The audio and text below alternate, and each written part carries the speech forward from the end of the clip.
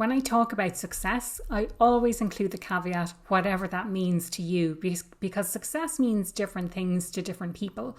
I think in society, we tend to focus so much on the material things, the bigger house, the big salary, the job title, the car, whatever it means. And being able to talk about those things and your achievements in a meaningful way shows to other people that you're really successful.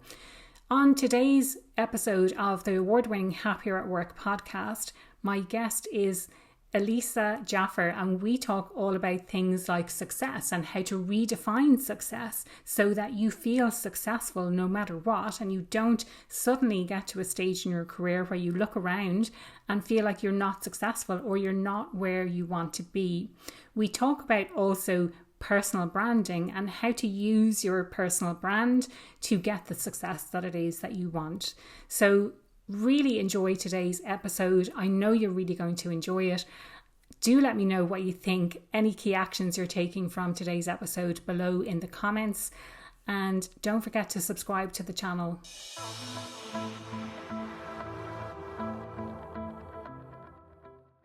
Alyssa, you're so welcome to the Happier at Work podcast. I'm so looking forward to this conversation with you. Do you want to let people know, listeners, know a little bit about you, your background, and how you got to doing what you're doing today? Absolutely. And thank you so much for having me, Aoife. I am so privileged and humbled to have this opportunity to speak to your listeners, and really excited for the conversation we'll have.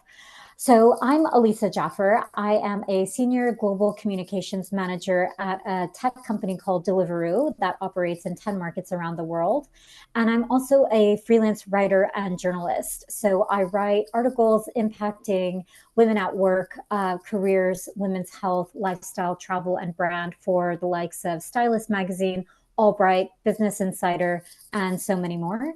And I'm also a copywriter and a content writer. So I support small businesses with copy and copywriting for their websites, their blogs, and helping them to reach new audiences and reach their goals when it comes to brand awareness.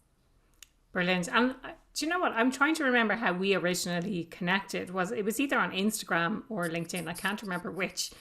But I contributed to one of the articles that you were publishing for Stylist. So thank you very much really appreciate you having that contribution. But I think the kinds of articles that you publish are so pertinent to what's going on right now. And dare I say, specifically for women and for women's issues. I think both, as women ourselves, it's probably much easier to relate to what's going on for us specifically.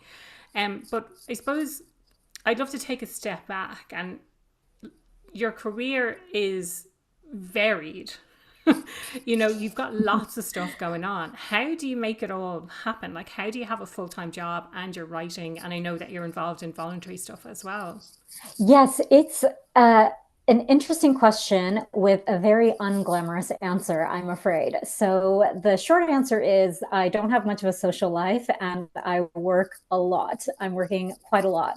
But for me, I know that I'm in my building phase. So I am finding pockets of time where I can really add value and pursue my passions. I have been a writer for my entire life. From before I even knew what careers meant or looked like, I knew that I had words inside me, and it's the way that I express myself the best. So throughout my career, I got my start as an investigative journalist in Berkeley, California, and I then moved to London to pursue my master's in international journalism.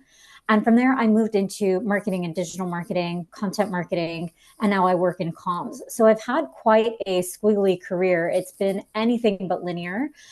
But the one constant for me has been writing. And I find that using words to connect with people, it's almost a love language for me. So it's more of a passion project.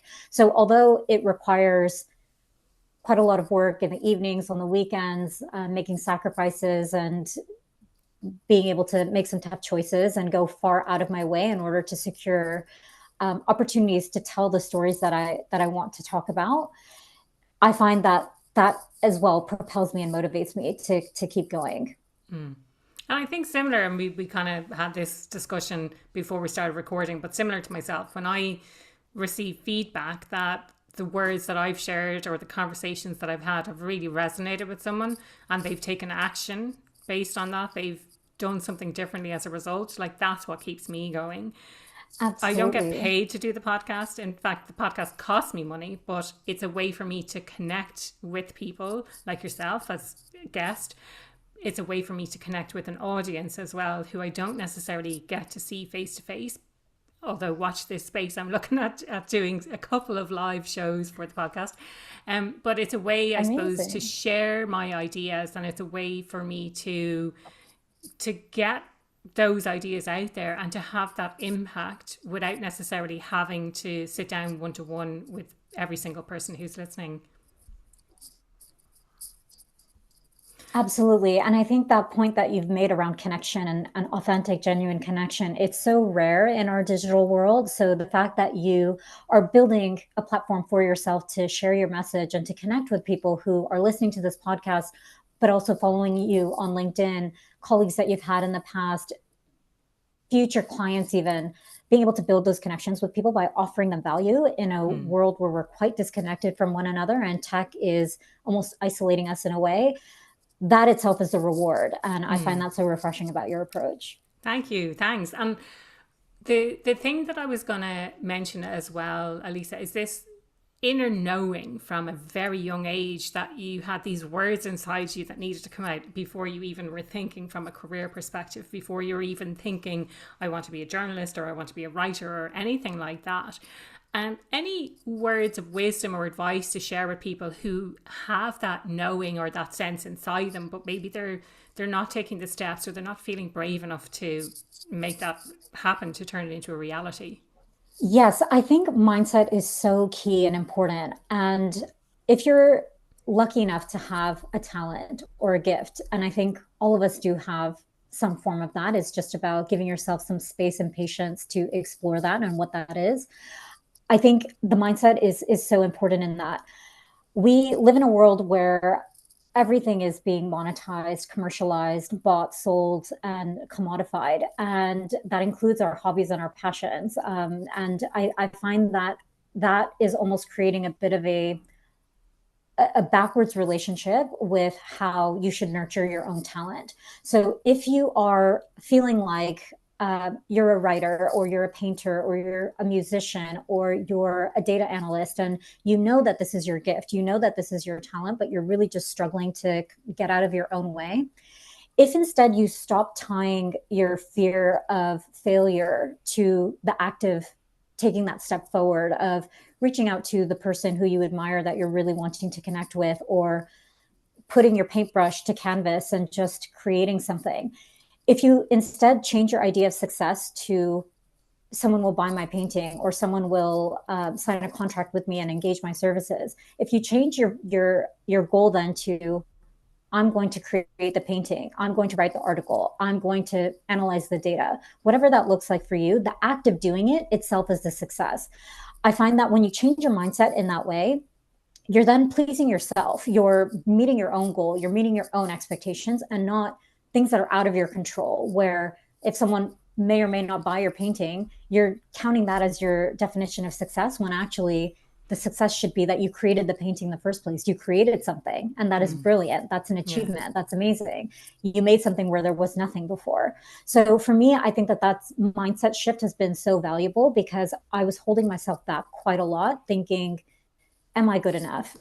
And are people going to find me as an imposter, for example, or think that I'm not good enough, or determine my self-worth instead of me valuing and evaluating my own self-worth. I then took the power back and I decided to define success on my own terms.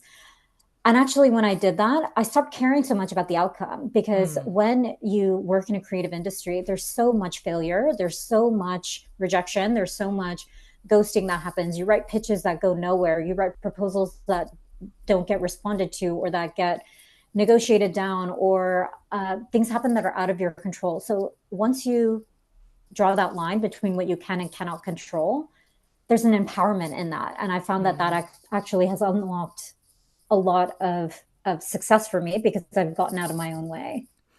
I have so much to say about everything that you've just shared, Alyssa. Thank you so much. I absolutely love that. And it's kind of a vulnerable share as well, isn't it?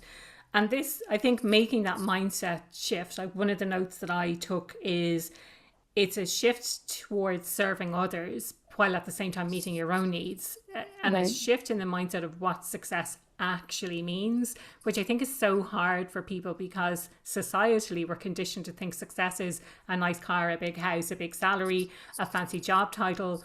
But actually, from what you're saying, success really is about putting something out there into the world that never existed before. And that's something I often think with the podcast in particular. Like, I am building a business from nothing. There was literally nothing there. I have built this business from scratch. I've built this podcast absolutely from scratch. At the start, I did everything myself. Now I have a bit of support that helps me along the way to get things done. But this idea of, and so many people hold themselves back of like, I'm a total imposter. Like, this is something I speak on all the time. I'm not good enough. People are going to judge me. Like, all of these things go on in our heads. But if I had never started the podcast, and my reason for starting the podcast, by the way, was because I loved listening to podcasts. And I think over time, what I've discovered is what are my own innate abilities. And it's why I do the summary episode. So I mentioned before we started recording that prior to the start of this year, I used to have a summary at the end of the episode, pulling out what the key insights are. Now I do it as a separate bonus episode that comes out. So note for people, I will be doing a bonus episode on on this podcast recording that comes out on Monday if you're listening in real time.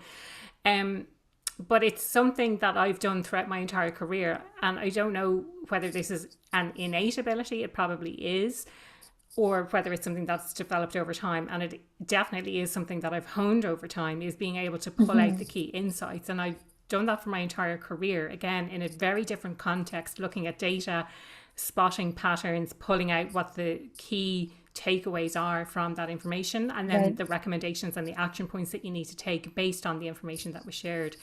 But that's something that now, going back to what you were saying about that thing that's inside you that needs to come out, and in another context, what I used to do was share my knowledge or share my key insights with colleagues as well. Like, here's what I found about productivity, or here's what I found when I was out talking to people and trying to generate sales. Things like that throughout my entire career. I always wanted to pass back information to help other people.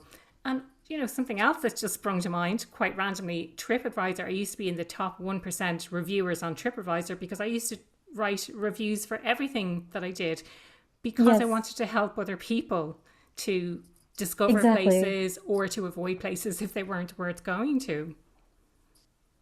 And actually, that is your superpower. And I think for a lot of us as well, a skill that you have, you don't always realize that it's a skill or talent. So for you, being able to analyze and assess information and build it in a way that's digestible and helpful for people, packaging it all up that way, that's a gift of yours. And it's a highly sought after skill that most people don't have. So once you're able to start thinking of it and treating it that way, you can start nurturing it, you can start flexing it, you can start building it. And it's with practice, isn't it? Because for you, with the podcast as an example, the act of creating the podcast itself is the achievement. And you're doing it for yourself and the people who you know you're helping. And that then motivates you to keep going. So if you reframe your idea of success in that way, it can unlock things that you wouldn't have otherwise expected, because you're not the one holding yourself back. Yeah. And it's really focusing on, as the kind of the language that I like to use is serving. Like, who is it that you're serving, and putting the focus on that, like not, oh, the podcast is costing me money, I'm not making money from it, but rather I'm helping people. And for me, it's a marketing tool, because I know for anyone who listens on the podcast and who then later reaches out to me to connect, to work with me, it's a no-brainer, because they've heard me speak, they know my approach on things. So from a marketing perspective, it works really, really well, I have to say, and I love doing it.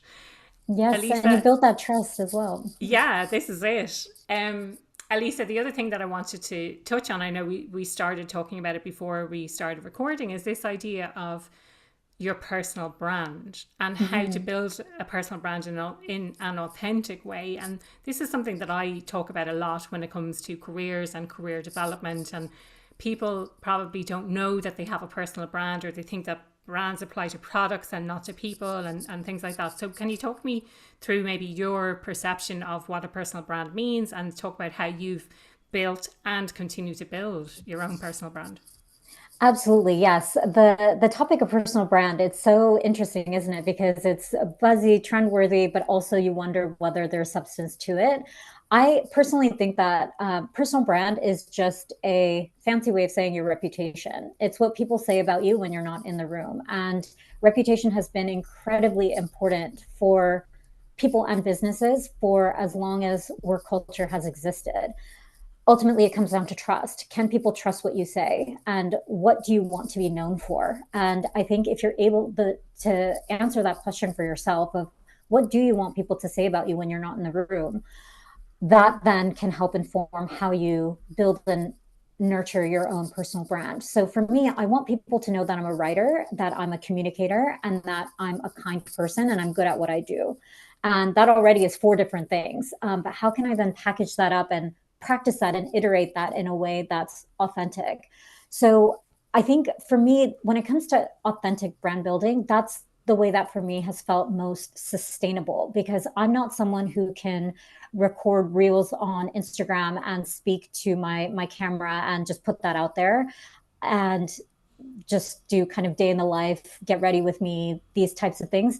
For me, it doesn't feel authentic. There are people out there who do that and who do that really well and succeed in that, and more power to them. But for me, that's not the way that I feel comfortable. So I think part of the journey for me has been as well, how can I say something in a way that still feels like it's me, that I'm not selling out for the sake of the algorithm or in order to get lots of likes and engagement, and again tying my self-worth to how external forces out of my control are responding to the content that I'm putting out.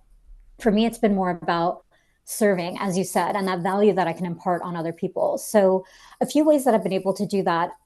Within Deliveroo, I joined the Gender Equity Employee Resource Group, and I went far out of my way to bring in initiatives and start projects that can actually impact the women that work at the business.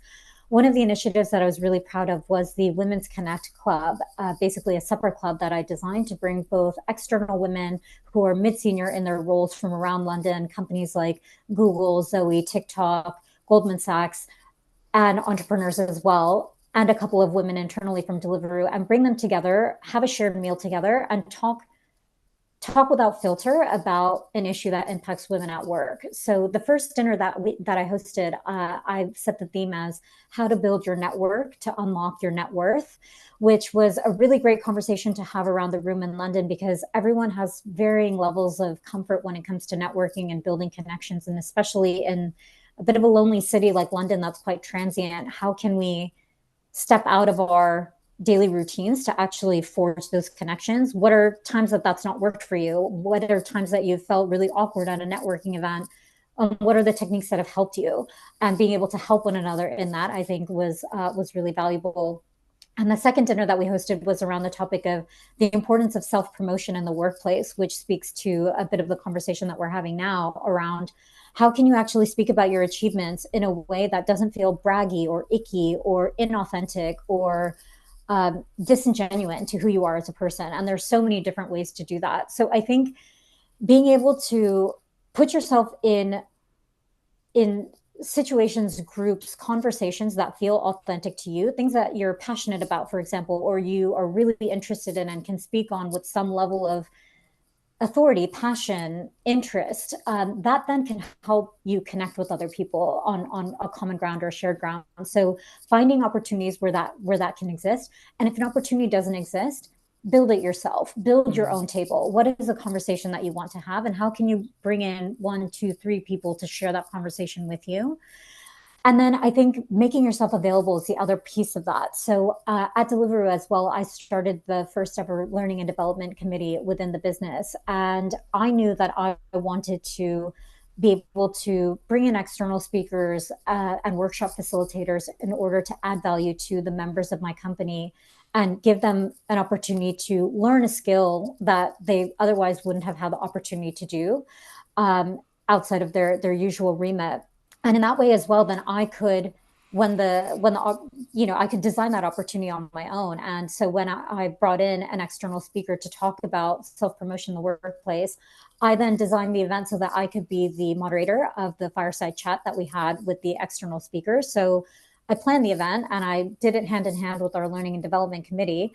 And then I also positioned myself as, look, I want to moderate the Q&A with this person. And so then from there, I was able to be top of mind for the learning and development committee that we had internally, but then as well, everyone within our company watching, for the speaker as well. And then snap some photos, put that on my LinkedIn and talk about what were the key takeaways that we did off the back of that. And in that way, regardless of who sees that LinkedIn post and will just continue scrolling on, I then have at least put myself forward to be in the minds of someone as someone who belongs on stage, someone who can be a speaker, someone who is passionate about the topic of self-promotion. So that maybe down the line, that might then be something that I might be called upon for later. Maybe not. And if not, then that's okay. Again, the act of doing it itself is the challenge of, putting myself on stage and being in a situation that's a bit foreign and almost a little bit uncomfortable for me, but provides a growth opportunity for me. And then I think the third part of it is serving others and really providing value to others. So when you have the opportunity to connect with someone, what value can you offer them?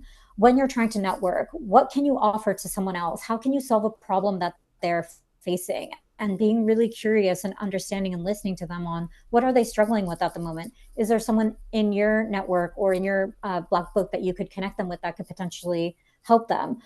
Is there a resource you can share, an article? Can you do some follow-up with them and share with them something that you've seen out there that relates to a conversation that you had, and start a way of connecting with someone else and not treating networking or personal branding as transactional, but rather being generous with it, offering your value with no strings attached, and then that being the end goal of it. And then if a collaboration or a work opportunity comes off the back of that, all the better, but that's not the primary objective. Thank you so much. There's so much to unpack there, I think, as well, Alyssa. Let's start with this idea of what a personal brand is, and it's what people say about you when you're not in the room. So basically that means that people have a personal brand whether they like it or not. And I suppose the best strategy is for you to control what that narrative actually is. There is a video that I saw by Carla Harris, and in it she talks about the 3 words, like pick the 3 words that you want to be known for. And some of the challenges that she had in her career, she was working on Wall Street and someone told her, you're not tough enough for this business. And so she spent the next 6 months, and the way she describes it is so incredible. She's like, I was walk tough, I was talk tough. And so she had all of these, I suppose, strategies. But one of the things that she talks about, and as I said, I'll put a link to this video so that you can watch it at a later stage, for anyone who's listening today, is to use the words. So the word, I always think, like, a lot of people are told that they need to be more strategic in their role. So if you start using the word strategic or talking about strategy, then people will start to associate that word with you. So if you say, oh, wow, that's such a strategic approach that you've taken there, or, okay, so this is great, but what's the strategy? What's the overall strategy? And then people will start to think, wow, Aoife's talking about strategy and being strategic. If I need help with being strategic, I need to go and talk to Aoife about that. So I really like that as an approach.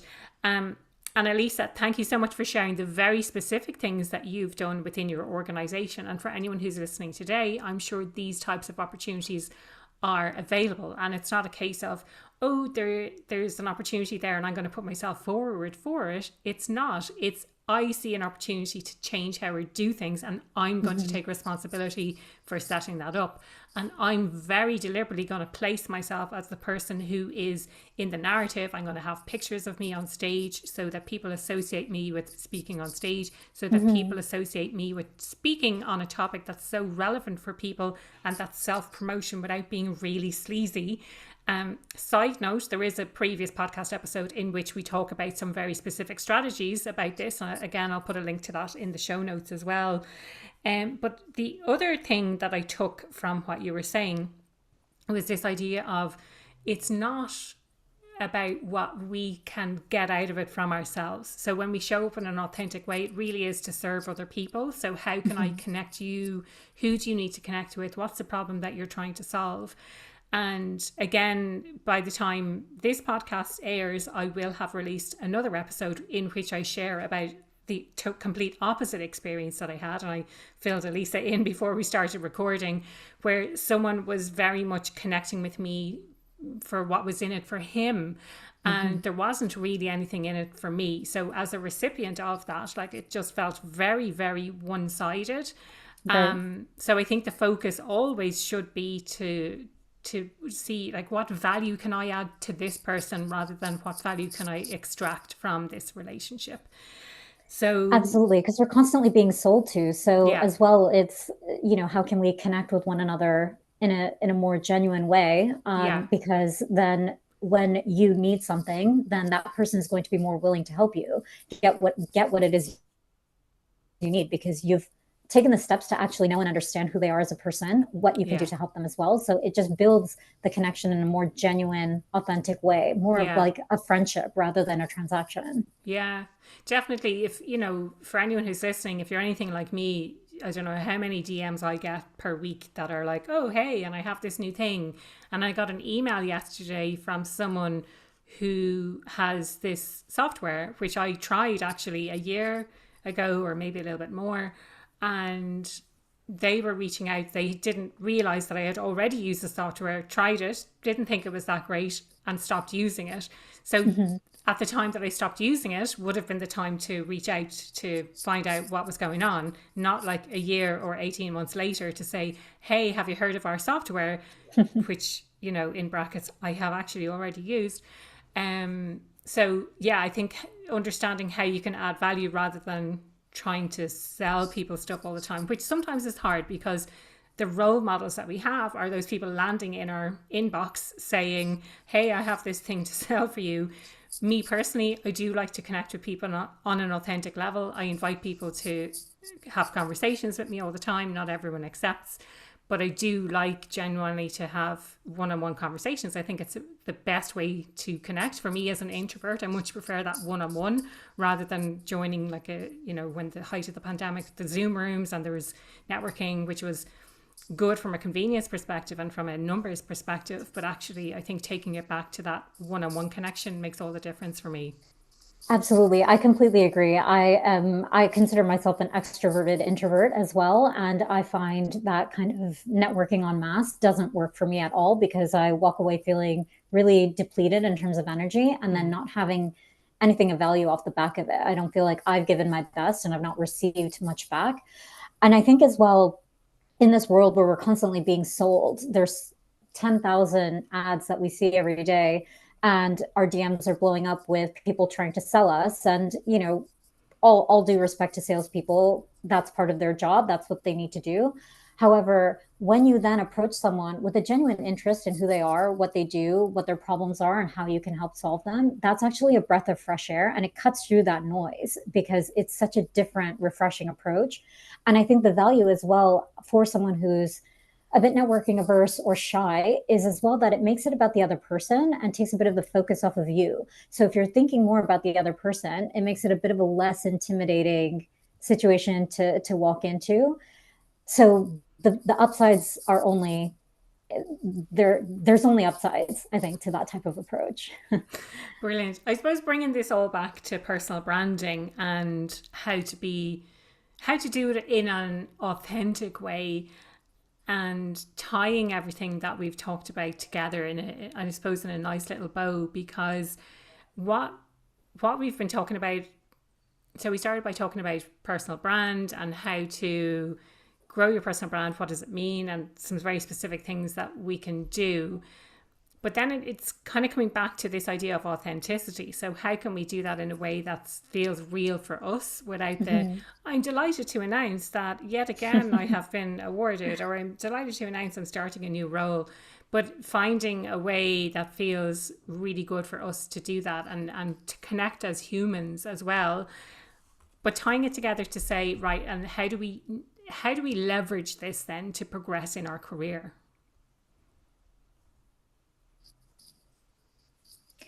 I think it depends on what your goals are. And sometimes what the goal might be is just to put something out there and see how people respond. And I think what I have felt more comfortable doing when I started posting on LinkedIn more regularly is basically to just check in with people who I already know are my cheerleaders. So friends and colleagues who know me as a person, and I can almost sense check it with them where I can, and I've seen um, uh, people who have been in networking groups with me or even mentorship groups with me, coaching cohorts with me, doing that and sending a post of their sending a link of their LinkedIn post in the group chat and saying, can you all go send this post some love? Tell me what you think about it. Is it cringy? I'm putting myself out there because you are being vulnerable in a way by showing up online. The thing is that if you don't then take that step to put yourself out there, people are going to form their own opinion and personal brand for you. So it's the choice is not, do I want a personal brand or not? It's more of what you said. We all have a personal brand, whether we like it or not. It's just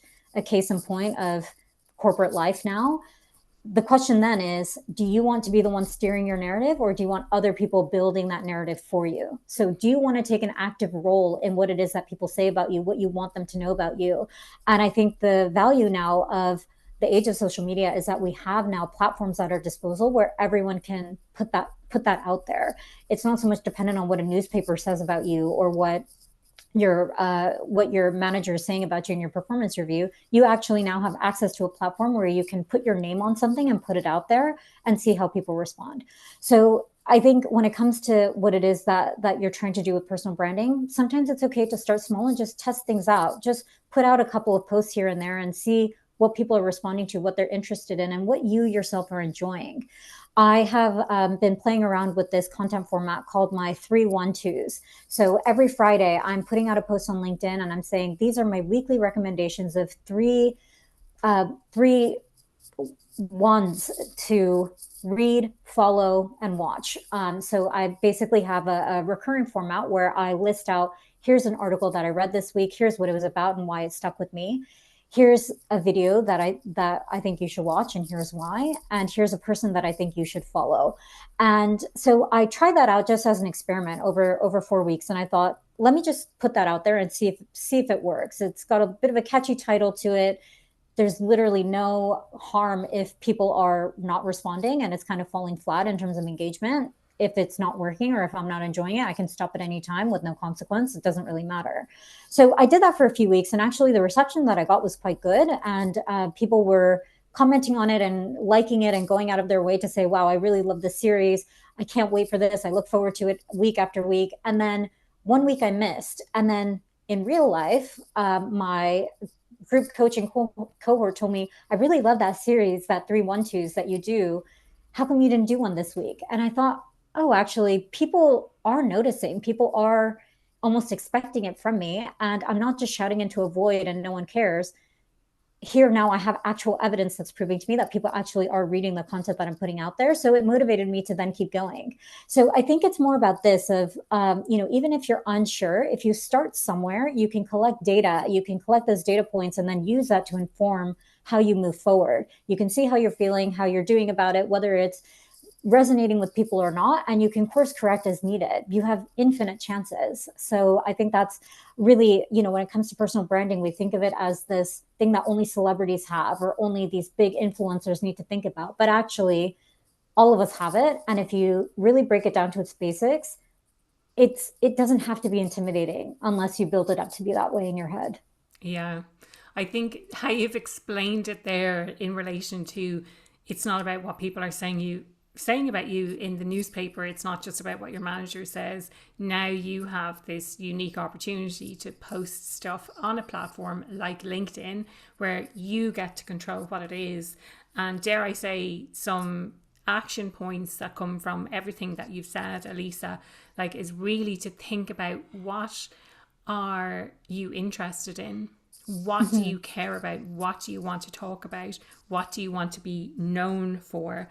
And where can you add value? Where can you add your unique voice or a unique take on what it is that you want to get across? And I think having that approach, and again, building on the point that you mentioned earlier, where it was like people noticed that you didn't post, even if they're not necessarily engaging on a regular basis. So maybe that person who said that to you, you're like, well, you know, I never got a like or a comment from that person, but now they're realizing that it's not there. So many people are kind of lurking in the shadows on LinkedIn. They're not necessarily posting or commenting or liking anything, but they're still reading the stuff that's being published out there. And I think there's a huge opportunity for people just to start posting about something that they care about, whether that be leadership or, you know, helping women, self-promotion, as you mentioned earlier, and just getting their voice out there. And really the purpose is to engage in conversation and find people.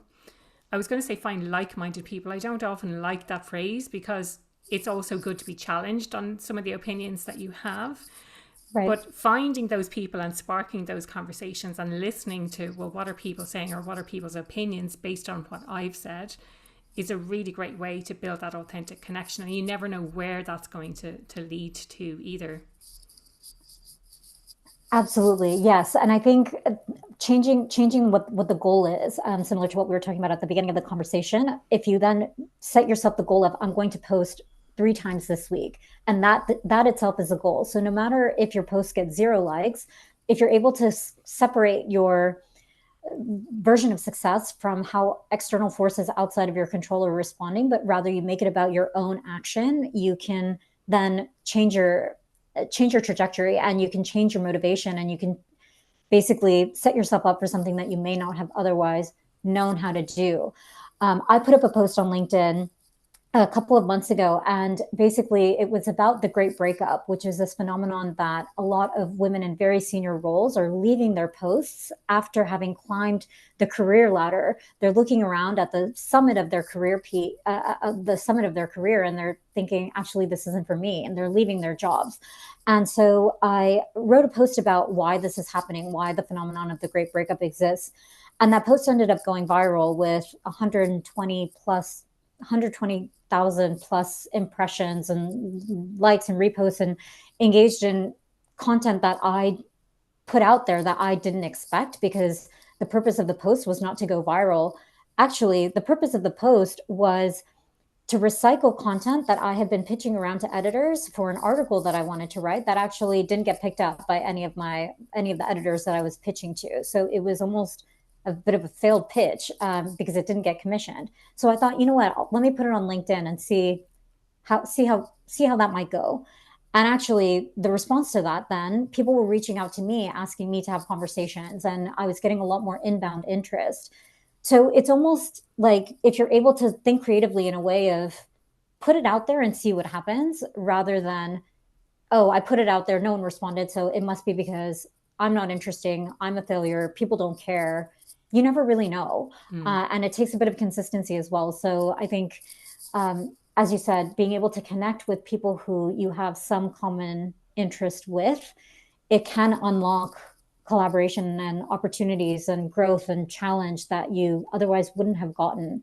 And the other thing that I would caution to your readers, your listeners as well, is that if you're not putting it out there, other people are. So when it comes to self-promotion and you know, really kind of going after whatever it is that you want, whether that's a speaking opportunity or an opportunity to be a guest on a podcast or being an expert featured in an article, if you're not going to put yourself forward for it and make clear what it is that you want from people in your network, no one will know how to help you. So I think that that's really important as well, of really understanding what is it that you want, and setting yourself up some steps that can help you to get there in a way that's intentional, but without kind of having that as the primary objective, being connecting and building a connection with someone, helping someone else, serving value.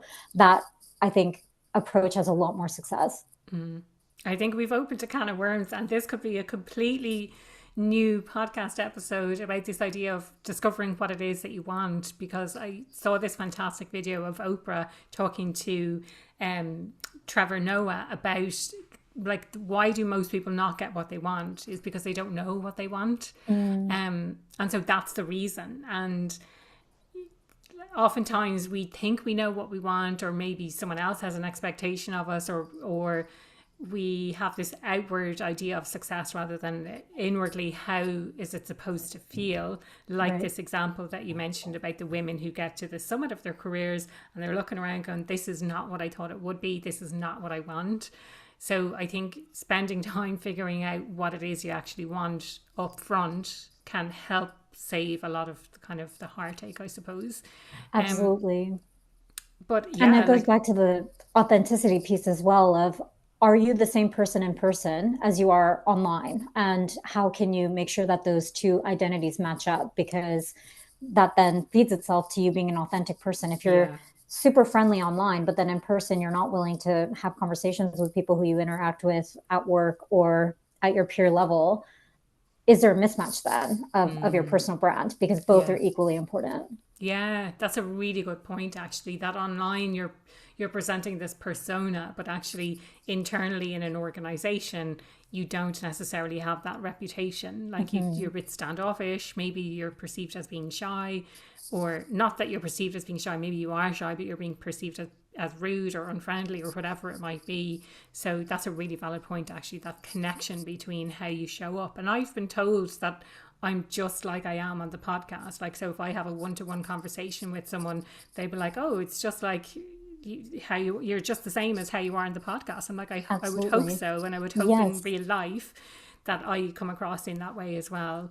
Anyway, we have talked so much about this. It's such an important and interesting topic. Alyssa, the question I ask everyone who comes on the podcast, what does being happier at work mean to you? For me, I think it's about finding some meaning and purpose and some evidence of impact and value that my efforts are resulting in. So I'm quite a hard worker. As a second generation immigrant, my parents instilled in me a very hard work ethic, and that's what they needed to do in order to build a good life for themselves in the West. I think for me, how can then that hard work provide value to someone else, because that then gives me meaning and purpose. And the point that we were speaking about earlier of when you receive positive feedback from a listener of your podcast, or for me, someone who's read my article, I find that so gratifying that actually it's not just me putting my words out there into the void. I actually am making an impact, and I am being able to connect with someone. And even if it's just one person, that to me is still very much worthwhile of the effort. So I think being happier at work really is about finding some semblance of meaning and purpose in what I'm doing day to day. Brilliant. I love that. And if people want to find out more about what you do, if they want to connect with you, what is the best place they can do that? Yes, I think LinkedIn is probably the easiest way to find me. I'm at LinkedIn dash in dash Alyssa dash Jaffer. I also have a website, alyssa.jaffer.com. And I have a contact form on there if people want to get in touch. And I'm on Instagram as well. So I'm highly reachable. I think, yeah, and just to let people know the spelling of your name as well, Alyssa. So, in case people are thinking it's spelt in a different way, because I know I have to spell my name for people all the time, they don't necessarily get it. So, I can totally and utterly relate to that. But thank you so much for your time today. Thank you so much for sharing all of your valuable tips, all of your wisdom. I really, really enjoyed today's conversation, and I know that listeners are going to take a lot from it. Thank you as well so much for having me. This has been so riveting to speak about, and I am so grateful for the opportunity. So thank you so much, Aoife. And thanks everyone for listening.